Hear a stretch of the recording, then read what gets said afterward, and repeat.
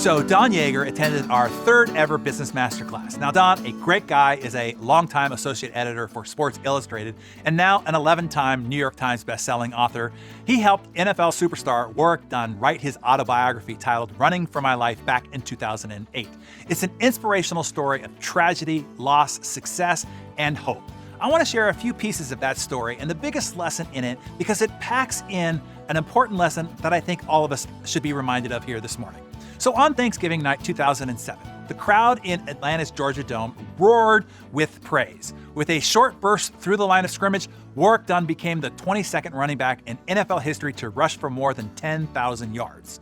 No one ever thought that a player of Warrick's size, a mere 5'8" and 180 pounds, would have the strength to withstand 12 years in the NFL, having to continually run through walls of 300-pound linemen, much less become one of its all-time leading rushers. The next smallest person to reach that milestone weighed nearly 20 pounds more, but Warrick treated his lack in size as he did every other obstacle thrown his way, as fuel.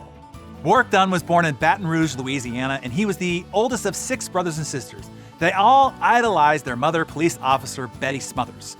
Betty was forced to work several other part-time jobs to keep her family afloat, but she always made time to nurture her family.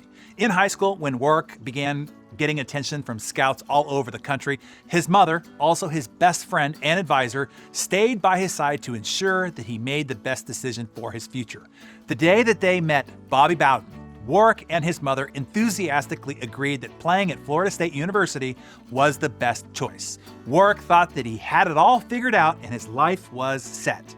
But 2 days after his 18th birthday, Warren got a call that changed his life forever.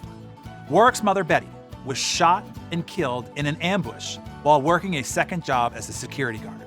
Betty was driving a store manager to the bank to make a night deposit when the attackers gunned them both down. Warrick's world was suddenly shattered.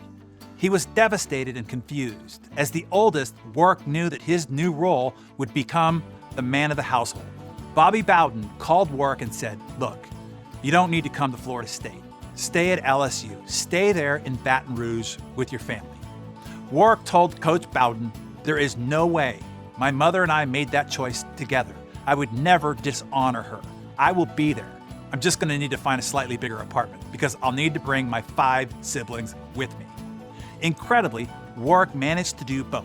He helped raise his 5 younger siblings while earning a business degree at Florida State. Warrick became FSU's all-time rushing leader in the history of the university as he led the Seminoles to their first ever national championship.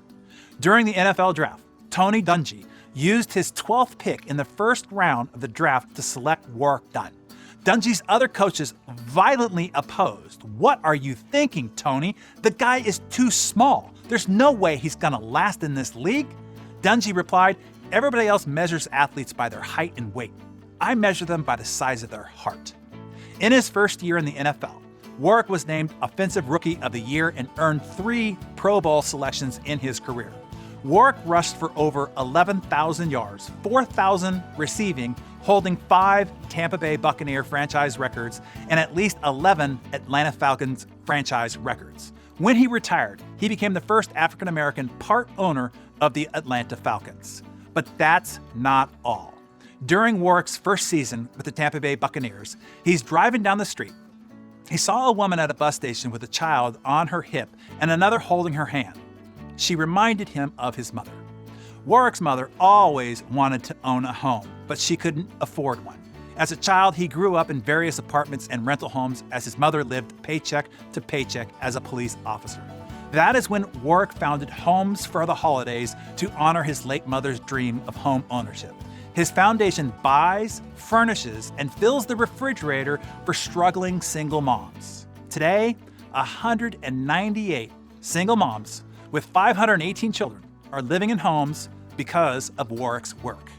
During the research phase for Warrick's autobiography, Don asked him if he ever got a chance to meet the man who killed his mom, what he would ask him. "Whoa," said Warrick, "that's more than I thought we'd be talking about today," and he got up and he left the meeting. 2 days later, Warrick returned with a notepad filled with questions. Don had made some calls and handed Warwick a notice explaining that he could meet his mother's killer sitting on death row in a Louisiana penitentiary. Whoa, Warwick says and walks out of the room. 3 days later, he returns and says, let's go to Louisiana. Warwick spent years in counseling dealing with depression from the grief of losing his mother. He still remembers it like it was yesterday, waiting for his mom in her bed the night that she was killed. When his mother's killer, Kevin Brumfield, walked into the small room that Don and Warwick were seated in, the first words out of his mouth were, "I didn't do it." Warwick sat patiently and listened to this guy's story, but stopped him after about 20 minutes. He pushed aside his spiral notebook filled with questions, looked at Brumfield in the eyes, and bared his soul. He said, in the 20 years after my mom's death, I had been hesitant about being in a committed relationship. I've been afraid to lose people.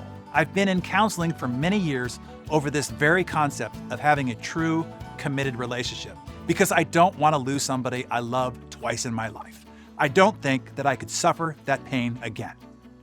Warwick paused while tears ran down his face. If you didn't do it, I don't know why you're here today. But I know why I'm here today. I'm here because I need to forgive somebody. As they walked out of the prison, passing rows and rows of razor wire, Don asked Warren how he could forgive that man. The man who did the unforgivable. The man who murdered his mother. Warwick replied, my mother used to tell me that in moments of challenge, you get two choices. You can be bitter or better. And as my son, I ask that you always choose to be better, he said.